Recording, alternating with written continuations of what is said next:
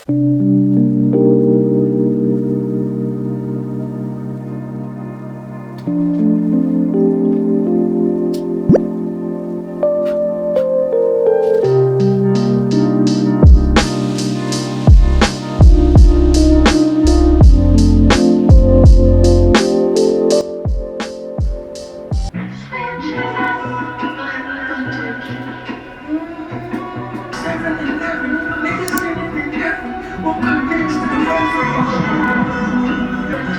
your plane, nigga.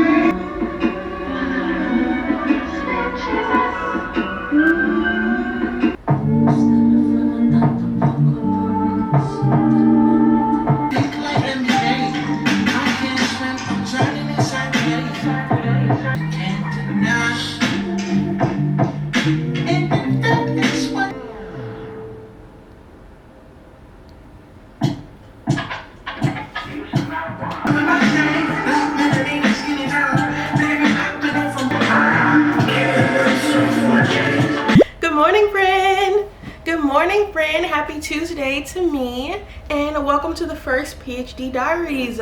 So if you're new here, I'm Quin, I'm 27, and I'm an applied mathematician. I have my bachelor's in math from Jackson State 2019, and I'm currently getting my PhD in systems modeling and analysis. I go to Virginia Commonwealth University in Richmond, and I personally focus on mathematical biology as my subspecialty. So what I do is create dynamic mathematical models of real-world systems using ODEs, machine learning and statistics, networks and graphs, and more.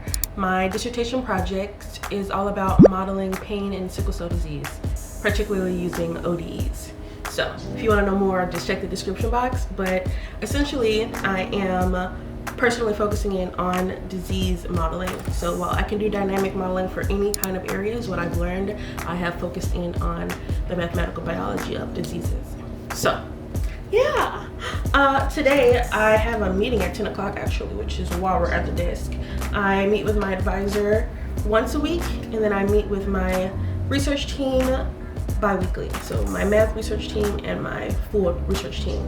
I am in an interdisciplinary program, so that means I work with more than just mathematicians. I work with psychologists, I work with doctors, I work with biologists, like all kinds of people, all kinds of scientists in that sense of the word, and I do a lot of the mathematics. So because I have a meeting in it's 8:34, so about an hour and a half I have my meeting. I made a meeting minute document like you would for like church minutes or secretary minutes, like that type vibe, but about myself. So like what work I've done, what questions I have right now, just updates, and then I have the document shared with my advisor, and then when we meet, I update like in different color text what she says in response, so that I just have a big document of our discussions. Because I find I need that in this final stage of just what the fuck do I need to do exactly? Like what do I really need to do? Let's lay it out, and then like here's everything I've done, tell me what's right, tell me what's wrong. It's like where I'm at with it. And the reason I wanted to start these diaries actually is because I'm starting my third and final chapter of my dissertation. I've mostly completed my second project, or my first project, but second chapter. I feel very confident about that, and we feel like it's best to start working on my next project, my third project, which may be my final one. There's no set standard of the number of projects. It really just depends on what your committee feels like is enough. You could have one project that has hella subparts and many, chapters, but it's always about just like how much work you've done, how much knowledge you've proven that you've gained. So I think my third chapter is my last one, so much so that once I have it outlined, meaning I have determined my question, and I have found my sources, and I have figured out what math tools to use so I can tell my committee these things, and I give them this document laying all this out, and I present it to them also. That's when I get my defense date. So I'll defend, and that means I will take everything I told them I would do, turn that presentation into everything I've done, like all my projects, and then I present that to them and a host of my peers.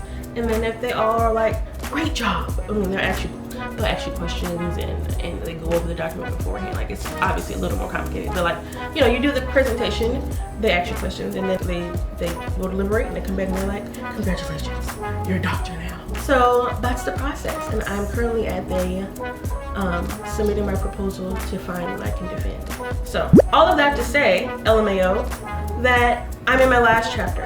I'm starting my next project, and I'm at the beginning of the research phase. So I thought, why not vlog this experience? Like, when am I going to be back in grad school? When am I going to be back doing the research process on my own for the first time, like as a legit professional? Like, I've done research before, and I've obviously already done a project, but this is like from scratch, my idea, creating this chapter and finding all the resources myself. Like, just that's what your dissertation is supposed to be, like you solving something that no one else has solved and proving it to others.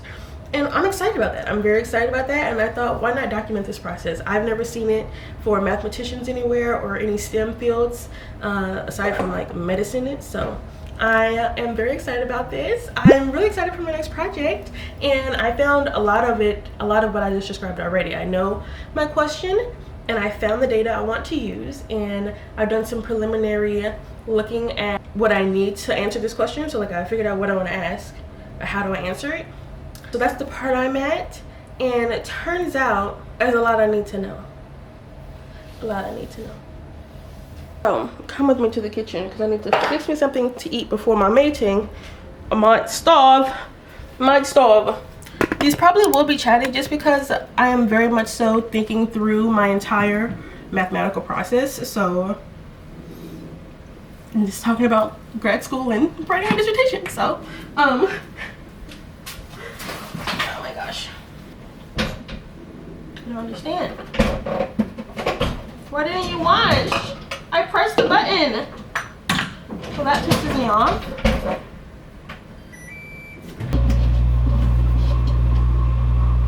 LMAO, I thought I ran my dishwasher last night. I guess I didn't press the button. So now I'm running it and now it's loud as fuck. So that's great. So sorry. But I'm starting my third chapter, and my dissertation is about pain and sickle cell disease using math models, right? And that means my introduction is about what those things are, and then my first paper, article, chapter, those words are interchangeable for me, is a literature review of math models looking into sickle cell. So I had to do a literature search so I could find out exactly what has already been done to to model sickle cell disease in any way. How are they modeling? What are they modeling in sickle cell? Oh, they're modeling pain in sickle cell. Oh, they're modeling the mechanisms of sickle cell. Oh, they're modeling the effects of it. You know, like they're modeling the treatment. They're modeling different types, like different areas of the disease mechanism. So like I had to look all that up, figure out what tools have been used, what they found, what's helpful, and like therefore also to know what hasn't been answered. So like we see what has been done, and that way you can very proudly say like, oh, well then this hasn't been done, and so this is what I'm going to add. So that's what the first chapter is the lit review. Like, this is everything we found about math models and sickle cell. And so then my second chapter is then my first project. So like the thing I said, like, okay, well, I found all these models, but no one has actually looked into modeling pain in sickle cell using an ODE with sleep as a factor. So we have data of sickle cell patient pain, we have data of sickle cell patient sleep quality, and we have their drug medications from survey data. And we made an ODE model to try and match their pain presentations, like if we can match when they say they are in pain. We have a very great start. Our highest sensitivity is at about 76% for adolescents, and then it gets worse from there. But it does like highlight some important things about using sleep as a factor. It highlights important things about being able to use dynamic models to model pain in sickle cell disease and also just disease in general. So, and it's a great launch point for anyone looking to model pain more with more factors. If you want a dynamic model, many people do statistical models, which are great, but statistical models can then be used to improve mathematical dynamic models where we can add in something that was determined statistically but then shows the dynamics, the relationships of the system. So yeah, that's what my projects are about, you know, like pain and sickle cell using dynamic models. And so this one was with survey data, which was cool, but now I really want to do something more mechanistic. So So like pain in sickle cell is the most prevalent symptom, and before it was like external data. I don't even know how to say what I'm trying to say. It was more subjective data because the patients answered the questions in a survey, and not perhaps anything that highlights internal mechanisms of sickle cell pain. And so that's where I want to go. Instead of modeling people's response, I want to see what's happening inside to make the response. I'm honestly already loving this experience for the fact of getting me to talk about what I'm doing aloud, like getting used to doing this so that when I get to my defense day, it'll be no fucking biggie. But yeah, so the first project was looking at survey data, right? And so that's more subjective. People are saying and rating their own feelings, but I want to know something more internally. I want a more mechanistic model of what's happening in pain. And people in my program, there are some very well-known inflammation modelers or immune system modelers in my department, particularly my advisor. So I am going more the route of inflammation. So interpreting how inflammation leads to pain in sickle cell disease, because sickle cell disease is a genetic blood disorder. So it's something happening in our blood, in the blood. That's something that's happening in the blood. And therefore it's something something is causing the pain, you know what I'm saying? People have been thinking about sickle cell more since it is often known as a chronic pain disorder in adulthood. They've been thinking about looking at it as an inflammatory disease, how the vaso-occlusions in sickle cell disease can cause inflammation, and how inflammatory pain can cascade and cause other problems. Or at least that's what I'm saying. I'm connecting the dots. And I want my model to be more about that. So the other model is more about things that are manageable by the person outwardly, and then this model is more about what can be done to treat the inner workings, so like treatments that treat mechanistic problems and not just the response to pain. So that's what I'm looking to do, and I sound like I know a lot, and I feel like I know a lot, and yet the more I read, the more I don't know. So in order to make the model, I'm doing mathematical biology, but I'm a mathematician. So before I can even get to the math part, I have to understand the biology. And it's fully on me to understand the biology because it's my project. So like I can't go to my advisors or anyone else about, can you explain this to me? I have to fully figure out the biological process myself so I can create a model that represents it accurately and then test how accurate it is. So like that's what's happening. So I am trying to figure out just all the very bitty, mini its and bits and pieces of the system I'm describing. I'm describing an inflammatory system in the blood in the sickle cell patients, right? Like this something is happening, there's a response, it's causing something. Like that's what I'm trying to model, but I need all the specifics. What's causing what? Why? How? At what rate? AKA how fast? When? Does it inhibit? Does it, accelerate? Like what is it doing? Who are its besties? Who's always along with it? You know what I'm saying? Or who does it always directly impact? And then what is the conclusion from that? So I have to figure out all these pieces, and baby, that means I gotta do a lot of reading. I've done some reading to get to what I know right now, but now I have to do even more. So that's mostly today's focus. Yes, that is so loud, I'm so sorry. So yes, finally caught up to fucking the present day. That's my full thought out of my third chapter, what I want to do. And I have to read a bunch of papers to get some more understanding, because like I said, I can't really ask my advisor any biology questions. I can ask her all the math questions in the world, and she can correct all of the, jargon and all that good stuff, but she don't know shit about sickle cell disease. That's not her area. You know what I'm saying? Everybody got an area. So it's up to me to like figure that out so that I can explain it to her, so that she can help me do the math right, So that's the stage I'm at. The first step of this research process, reading hella articles, figuring out what I need to understand so that I can get to the math, because I can't submit my outline until I have gotten to the math. I have to get to the math and tell them my math plan for the project, but I gotta do the biology first. So that's today's agenda. I'm gonna read some papers before my meeting so I can just have more to say, and then I'll have my meeting and then I'll do more reading. Actually, let me be more specific. My stomach is growling. I really need to shut up and eat. But I feel like I need to be more specific while I'm thinking about it when I say what I'm doing today, because I'm actually very type A, and as you saw by my digital bullet journal that I write everything down. I have a list for everything in my life, So today's agenda, because I don't start a day without an agenda, I wrote my agenda last night for today to follow so that I could just wake up and do it. So today's agenda is I'm filming this video, and I want to wake up and do some schematic readings. So I'm trying to build a mathematical schematic, and so I have to do the readings to support that. So that's what I'm doing today, like my main PhD goal. But I have a research meeting at 10 a.m. with my advisor, where I will discuss what I've done, what I've learned, what I'm planning to do. And then after that meeting, I will go to the gym. It's arm day for me. I am very serious about my fitness journey, and so it's arm day, and then I go on a 30 to an hour daily walk, either 2 30-minute walks or 1 hour in one go. And so that's will be directly after my meeting, because if I don't do it in the fucking morning time, I won't do it. I just don't really work out at night, and now the sun sets at like 4 o'clock, 5 o'clock, so who's gonna leave the house after that? So no. So I'm gonna go to the gym right after my meeting, hopefully. That doesn't always happen, high key, but I'm aiming to do that. And then when I come back, I want to do some more reading. So I want to do some more schematic readings, and then that's it. Those are like my PhD tasks.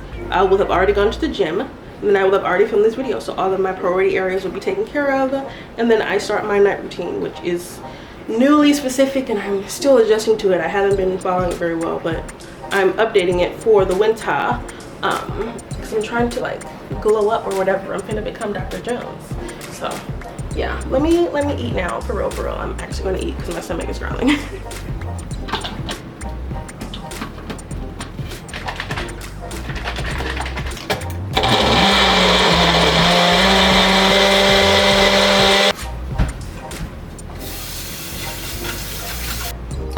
I'm trying to eat a little less cheese. I am not cutting it out. That will never ever fucking happen. But I am trying to eat less of it. So I'm boiling my eggs now in the morning to get some egg protein, like some more protein, versus making scrambled eggs and all the sides. And I'm gonna have my protein smoothie and some rice cakes. So I got my fruit and veggies and protein. Oh, fruit, veggies, and protein. More protein, carbs, you know what I'm saying? So protein in the morning helps with satiety, so being fuller. So if I get, this is about 40 grams of protein here, 30, 10, 11, 12, one of those numbers. So about 40 grams of protein to keep me fuller longer, so that when I finally do make it to the gym, I can just like eat a protein bar and be good to go. So yeah, but yeah, so like we got fiber, we got protein, we got carbs, balanced, you know what I'm saying, meals and shit, bro. Salt your water when you boil your eggs. At least that's what my mom did, so that's what I do. Do other people do that? Okay, so let's put you in like 5. Let me get me a little plate. I like to eat honey with them now because it just tastes so fucking good. Like, I don't know, the sweet tooth has never gone away, and that is my problem, but they're fine without the honey. The honey just really elevates it. I'm trying to stop drowning it in honey now, though.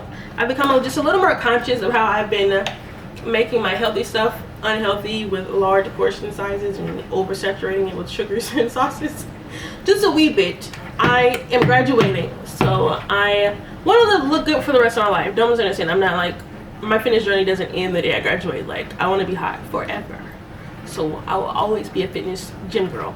But I am feeling a little more pressure, like the intensity, the countdown to graduation has started. So I'm feeling a little more dedicated in my effort to transform my body. Like I already have. Hello, I started grad school in 2019 at 220 pounds. It's my 5th year, and I am now at 170. 165 is where I lie between. And I've lost, how many pounds is that, y'all? 55, 60 pounds. And I'm aiming to lose about 5 more before the end of the year, and then I'm going to start a new fitness program at the beginning of the year. So right now it's all about setting myself up for January. Like, I'm starting a new program. I want to have built in these habits already. I don't believe in like transitions like being the very next day. Like, I like gradual transitions. So by the time I get to the first I've been in the gym still already consistently. I'm not starting it new. I've been walking every day already. I'm not starting it new. I've been eating like this already. I'm not starting it new. Like I've been doing it already, so it doesn't feel like an intense pressure on the first. The pressure's now when it's chill. Like I'm putting it on myself, but it's pretty chill societally and myself. So it's good. It's good. Right now I'm just trying to like build this shit up, build up the habits, build up the way of life. That way January through May, oh baby, I'm gonna whoop your ass. Oh baby, you're gonna be sick of me. You're gonna be sick of me, all my videos, all my fitness shit, all my Dr. Jones shit. I'm gonna be making money. Like, stop playing with me. So right now we're building. We're building. Okay, I'm gonna knock this over. Yeah, baby. Yeah, baby. Yes, sir. You ain't even see how beautiful that looked. What, my straws? I recently bought a new pack.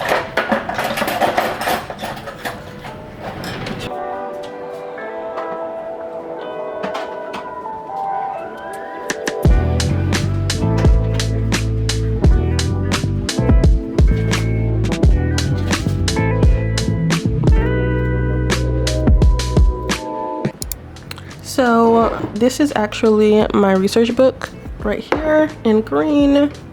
I use a digital one now, which is why it is now decoration. But I have been writing my dissertation notes in here, and like I've been bullet journaling for a super long time. So like I've been bullet journaling for a good long while throughout grad school. Moving away. And all that jazz. And then this is where the like research notes start. So I use it for math things. My monthlies are in here. Oh, love this page. This is when I watched a full video about like sickle cell disease. Maybe this will work here.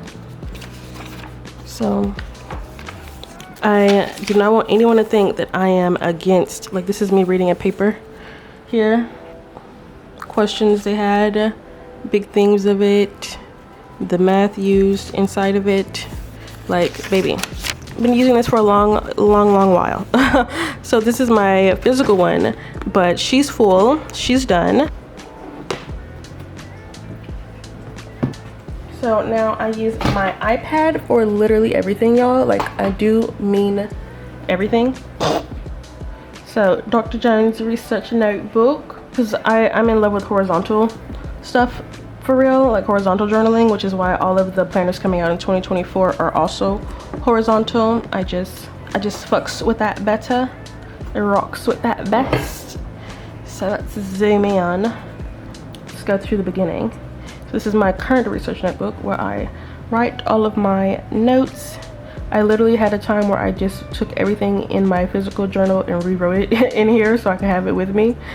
Like literally. And then I made my own pictures. Yeah, I'm like that. This is just me writing notes. And so then there's also when I want to submit applications where I like draft answers for that type of stuff. I screenshot code and then I write what's going on and like how I'm testing it, and like little notes. I also have like different plots, trying to figure out what to do, and this is a great starting point for where we ended up. Wow, love that. And now, you know, definitions, just all kinds of stuff in here. You know, slides for presentations. Like this is my research notebook, honey, where I have everything. And so now where we are is, so this is what I just finished for my second chapter.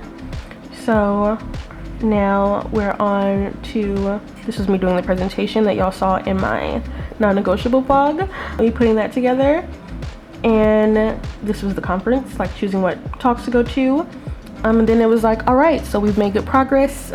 We can know like what we want to go next. And so now I'm fully starting to understand the mechanisms of what's happening in sickle cell disease. So like I am a big schematic drawer just to understand things, like, or a map, whatever you want to call it. So this is my original just reading hella things to get an understanding, and then I added every single paper that I got this info from to my Zotero, so that like if I use any of this information, I already have it cited in my bibliography text. And then so this is when I had a meeting with my advisor, and she told me what to look for in the things I found, and then I decided what I'm working on. And so these are the things we talked about to work on going forward. So these are the things I'm doing right now. And then this is me like trying to understand more, like what the fuck is going on. And as you can see, I'm getting more specific, but then as I get specific, I realize there's a lot I don't know. There's a lot I don't understand. Like, I have general understandings of all these things, but I need their specifics if I'm going to turn this into an accurate representation. So every single thing in black, I need to dive even deeper into, which I'm like, oh my God, how much deeper do I have to go? So now I've found a bunch of things to help me understand those things, and so that's what I'm doing right now. I'm going to read these pieces to understand, and then when I'm done, I do have I also use my notability to read my papers so that I can like annotate them. So I have starred all of the relevant papers to like answer these questions. So once I just do that first step of trying to get an understanding mathematically, then I'll go through and read these, annotate them and update my notebook. So that's what I'm supposed to do to understand this. Like, I'm going to turn this into a little more mathy, or like my understanding.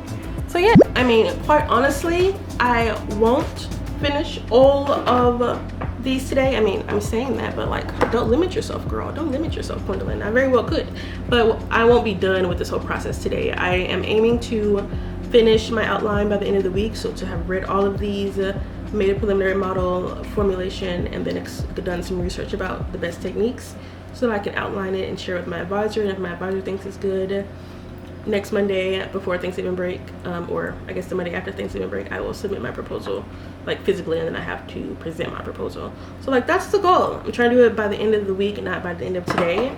But these vlogs will only be days in the life, like one day in the life, just because I am still doing many things with my life and with my content. So I can't film all week every week and get my work done. Like, that's just incredibly unrealistic.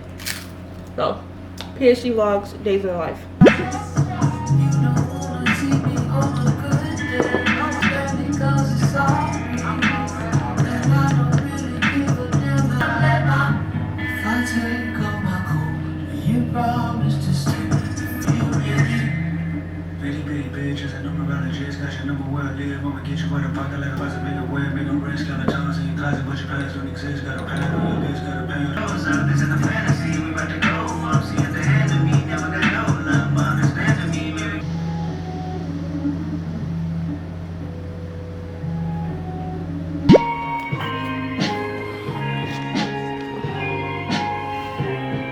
Okay, so I just did this one, and oh my gosh, was it helpful.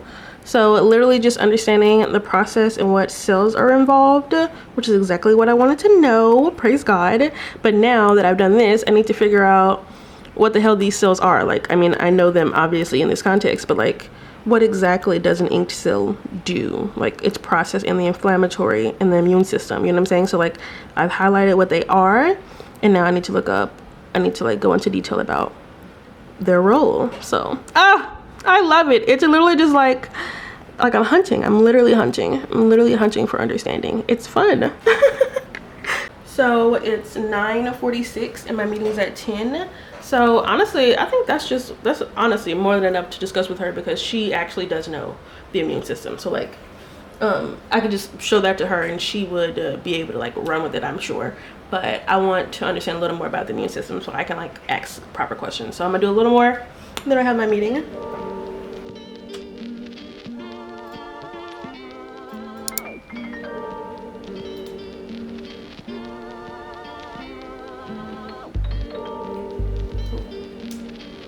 Hi.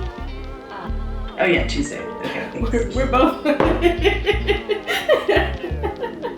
So I haven't done much aside from all of this reading.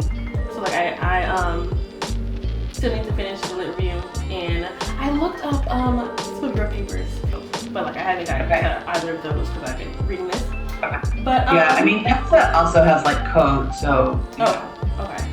That's already what I was thinking. Okay, so just It's already MATLAB code that works with ODEs. Yeah, I mean, I don't even know if we would need to go to the extent of making a pharmacokinetic model. We could, if we have this mechanistic pathway, we can turn off components of that and, without getting into all the drug metabolism stuff, we can just say, okay, this kind of pain medication increases the O2 potential of the red blood cell, or this kind of medication dilates blood vessels, or this kind of medication, right? Like, there are actions that those medications have been shown to do, and we can do that in the model versus like modeling the whole drug pathway of how it gets metabolized.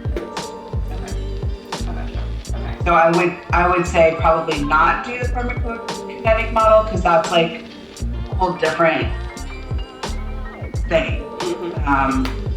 Which is what I was finding when I was looking at it. So like those are my two ideas. So I was like trying to figure out. Oh my gosh, that was so good. That was so good. I even told her about these vlogs because I don't need anyone's permission or anything, but I was like, hey, I'm gonna start a series of PhD vlogs, and because I watch dissertation vlogs to motivate me, but they're known for math, so I'm gonna start some. And I was like, how do you feel about like me mentioning that I go here and all that? And she was like, oh yeah, that's cool. It's not a secret that you go here. But then she did caution me about like, because I am on the job market, to be careful about like any like negative implications that might come from these vlogs. So just to be careful with what I film. And I was like, that's when I ended up gushing about my whole everything about my YouTube channel. And I was like, oh no, it's not a negative space whatsoever. Like I want the relatability of, yes, I'm learning, but it's definitely not a yes, I'm struggling channel. Like, we're not struggling. That's not a part of my dogma whatsoever. I am a forever student, and I want to share this learning process because studying is a skill, learning is a skill, all of that. So anyway, and like we don't always have that model for us, so this is how I do it. But oh my gosh, the meeting was so good. I shared literally I take what I write in here and I send it to my computer as pictures, and then I put it inside my Google Doc, and then I pull it up to share with her. So that's what I did in the meeting today. And so then we ended up brainstorming some questions. So she was like, this is a really great start. We can definitely make a math model from this. Thank God. I asked some clarifying questions about what I need for my proposal. I was like, how far into this do I need to go to submit my proposal? She was essentially like, your proposal is if they're going to tell you if this is enough to get your degree, so you don't want to give your proposal until it's robust enough to look like it's a lot. Like, you don't want to give them this, you know what I'm saying, like just outline. You want to give them like, I've done so much, see, it's a real project amount of information. So like at the very least, get my schematic going and some preliminary equations before I think about submitting that. But like, I'm not too far off from that. We got a good flow going, and then once you make the schematic, the model really makes itself, which is why I love math modeling. Like, once you get the process pictured, creating the equations is literally just, you have to just follow the flow of the picture. So I need to make the picture, and then it's easy. We also figured out some potential more pathways to discover. So I'm modeling sickle cell inflammation, like the mechanistic modeling of sickle cell inflammation, and there's plenty like models investigating it, but are there any that like show the process? And so that's what I'm trying to do. And so I figured out how to model the vaso-occlusive crisis as an inflammatory response. So that part is done. So that's this. So like there's sickle red blood cells that cause vaso-occlusion, like what is happening there inflammatory wise. Figured that out, just did that. And so now I'm trying to connect how does these vaso-occlusive crises, how does their occurrence cause nerve damage and pain in patients? So now I have to do the next part of that, like mechanistic part. And then essentially what I want to make is one of these bad boys. You know what I'm saying? I have to make one of these where each circle is a cell population to track, and then the arrows are the pathways in which they are interacting, so their relationships. And then the relationships are represented by coefficients or parameters. And so I figured out what populations, or I haven't finished figuring that out, but like I've gotten 3 of the ones I've gotten a few of these figured out, but I have to figure out all the populations, and then I have to understand all of their relationships. So that's my next step. And so she was like, what might the variables be? And so my question for that to ask myself is, when you're doing an ODE model, you're tracking the changes in populations and processes over time. So like time is your independent variable, and what's changing is the number of cells, the number of, or the level of pain, or the level of, like, you're tracking a rise and fall of something, like how something changes. And so in order to choose the variables, my question would be like, what populations are increasing and decreasing? So sickle red blood cells are increasing and decreasing. The amount of red blood cells are increasing and decreasing. The amount of neutrophils are increasing. You know what I'm saying? Like, so what's increasing and decreasing? That's probably what the variable should be. And then it's like, at what rates do these variables increase and decrease? They increase by what? From what? At what? How long does that take? You know? And then what mediates or inhibits this? What makes this happen smoother, shorter? What makes it stop altogether? And like, is that another population dynamic or whatever? So like, that's what I have to do next. So step, I have to make my own little picture, my own little schematic. So that's my focus this week. I have to do enough reading and understanding of the biology and the math. Well, I'm mostly of the biology to get the schematic, and then I need an understanding of what math models have been used to know what rates I need. I'm honestly really very excited about all of this. Like, a model like this is what got me into this program. High key. Oh fuck, stories time. Okay. Literally 2019, I'm about to graduate. It's January 2019, I graduated May 2019. And I went to an REU where we did a project, and we went to JMM, which is the Joint Math Meetings. And that's every year. It's the biggest math conference in the world, at least it used to be. There's been some drama since then. But, so that I went to the Joint Math Meetings in 2019, and at that conference, I went to a talk by Dr. Rebecca Siegel, and she had a cool ass schematic, and it was explaining wound healing, or something. It was some kind of healing something, and I was like, I've always been interested in healing and aspects, and I've always been good at math. So I was like, holy shit, I didn't know you could do this, because I only knew about statistical modeling at the time. And my mom has lupus, my dad has diabetes, my brother has sickle cell traits. So like, I've been motivated about disease research my whole life. So when I saw that you could do like disease research and math modeling and not statistics, I was like, I literally went up to her afterwards and I was like, do y'all have a PhD program? Because I've been applying to programs, but you know, I haven't seen one like this aside from RIT, because that's where I did my program, and that's why I knew about like modeling in general. And she's like, yeah, we do. And I was like, do y'all have a application fee waiver? She was like, just email us, and we do. And so I applied, and then I got a GTA, and here I am 5 years later, about to become Dr. Jones. And so it feels very full circle that that I'm working with her directly, that I got to choose her as my advisor, and she's the one that sparked this like interest, or at least her model her model did, and her, because she presented it.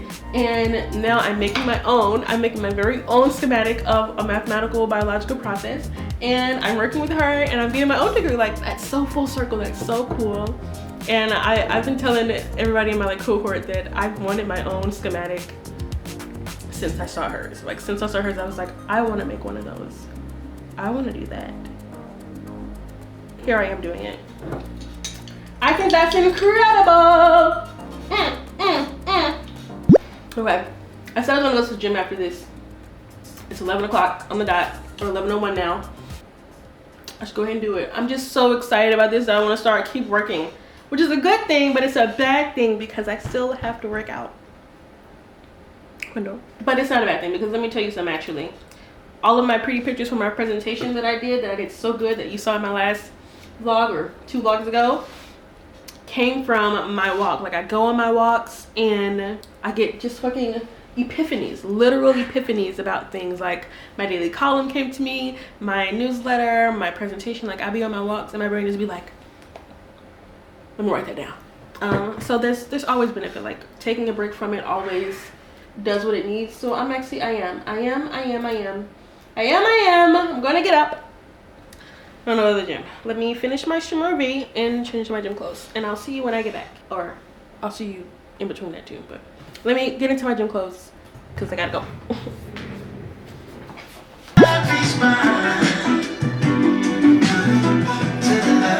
First of all, I just recently got into BJ the Chicago Kid's new album, and it's so good. Like, someone from Earth, Wind & Fire is in this song. This album is good. Anyway, it is currently 12:13, and I'm still at my computer. I said I was gonna go work out. I even like started changing my clothes, like my sweater's off. I'm ready to go, but then I had a thought bubble and then I started writing things down, and now here I am standing at my computer again.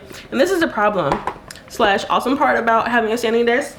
I would put you somewhere else, but I don't have on any bottoms. And I literally was just like about to put on my clothes, like walking up here to put on my clothes, and then I had a little thought bubble and I was like, let me just look it up real quick, and then I was right, and then now here I am working again. Like, that's how it happened, and I'm still haven't gone to the gym yet or eaten a real meal. I even am reboiling my eggs because I forgot about them. I've figured out more, and I've even found, I was trying to understand the connection between like everything that I've understood, and I was trying to figure out how to connect that to pain, and I realized, and my advisor like said the word oxidative stress. Like, she was like, it's all about like oxygen, right? And I was like, right. So the oxidation stress. And then so I started Googling that, and I found exactly what I need to know, like how oxidative stress leads to organ damage and painful crises. Now let me get dressed.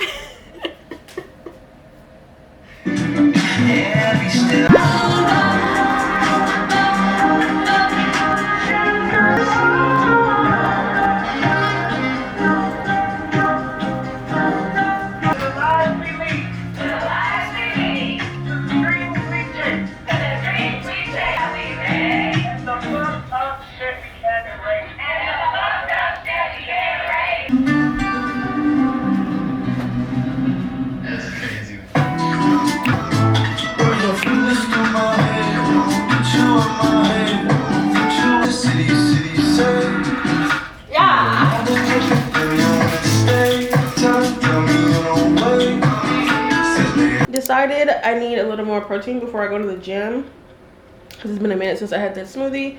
So I have my 2 boiled eggs. I'm finally eating. Didn't want to go. So this is about 50 grams of protein for breakfast.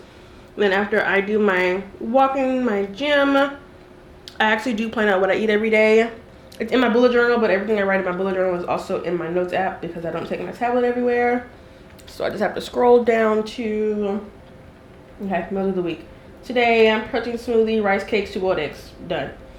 Protein bar, protein smoothie for snacks later. So for lunch, I'm eating salmon, rice, and seaweed. So that just means I need, my salmon's already thawed, seaweed's here. I just need a little bit more rice. I'm gonna go by the store and buy rice after my walk. So that's what I eat when I get back. So yeah, this is about 50 grams, and my salmon, rice, and seaweed is 30 to get me to 80 grams, and then for dinner, it's another 30, so that's 120 grams of protein. So I'm trying to really focus on my protein right now. Really working on that. So I'm gonna finish eating, and then I'll go work out. Entertainment while I'm eating. Can't do Instagram because I have to scroll. Can't do Twitter because I have to scroll. Can't do Netflix or a show because then I'll be sitting here for an hour and I don't need that hour of my time taken. So I just go to YouTube and go through my subscriptions. I'm only subscribed to people that are currently on my current message theming, so like productivity videos, vlogs, fitness stuff, you know, talking, diaries, like all that stuff. And I just choose one of these. See, 17-minute video. So I can like turn it on while I eat and then like either watch the whole thing or come back to it. So that way I'm not like sitting here for too long and I still have entertainment and it's helpful to me. So that's just how I keep myself entertained. But I don't listen to podcasts or no shit like that. I listen to music when I go on my walks. I never even read the prompts. I always answer none of the above on the YouTube ad prompts because I'm not here to read an ad. I'm here to watch videos, so none of the above. It's now 2 o'clock and I still haven't gone to the gym because I've still been eating and then going to the bathroom. But I was having a thought. I'm doing so well on the progress today that I really think I can smash out a good deal of my schematic.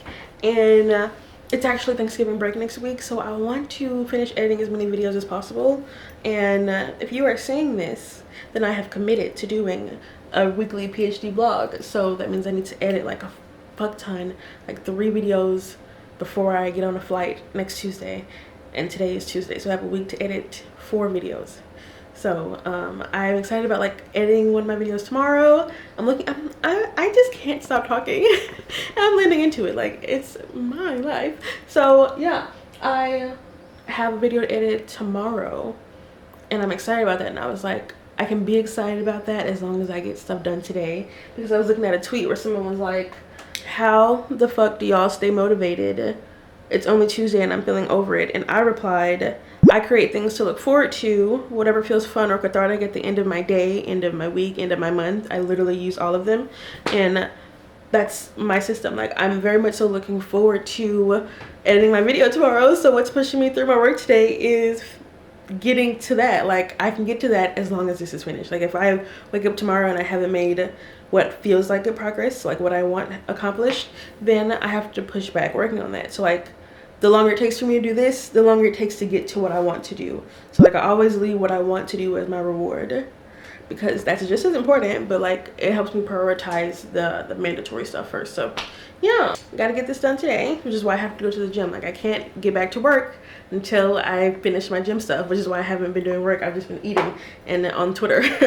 So I'm like, come on and work out so you can get back to your work, so you can get to your video. Like, that's how I stay motivated throughout my life. Like, I have them all connected so that like that they're always cyclic. Like, I can't do one till the other, you know, like I have to do that one first, so they all get done, and I'm always looking forward to the other one. Like, if I'm just hating doing this, I'm like, oh, at least I'll get to do this later, you know. I don't know, it's just me talking because I'm procrastinating going to the gym. Made today, black outfit. Okay.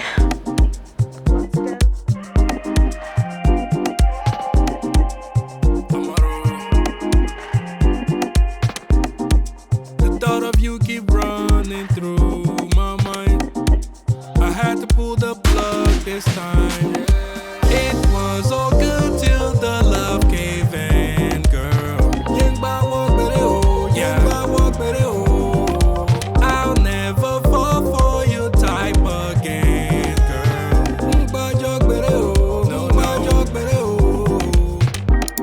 Hey, thinking it was my fault.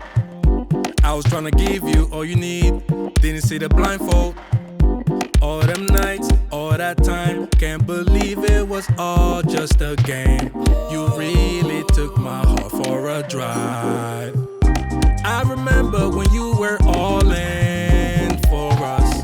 I recall when you said you never loved someone like this, telling me lies. You had someone else, now you running.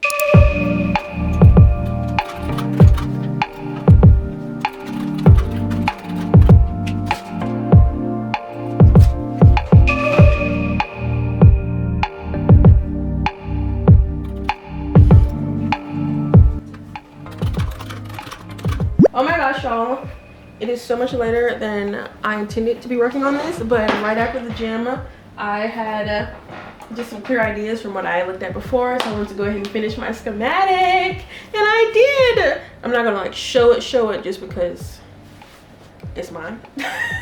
But yeah, I figured out some preliminary schematic of the inflammatory process in sickle cell disease, and I wrote down the steps so that I could make sure that my model accurately represents that. So my understanding of the sickle cell inflammatory pain process: if a patient is born with sickle cell disease, that means they have the genetic mutation where some of their red blood cells turn sickle shaped.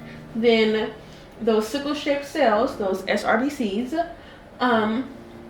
aggregate together with leukocytes and adhere to the endothelium to cause vaso-occlusive crises. Okay? Step 2, these vaso-occlusive crises on the endothelium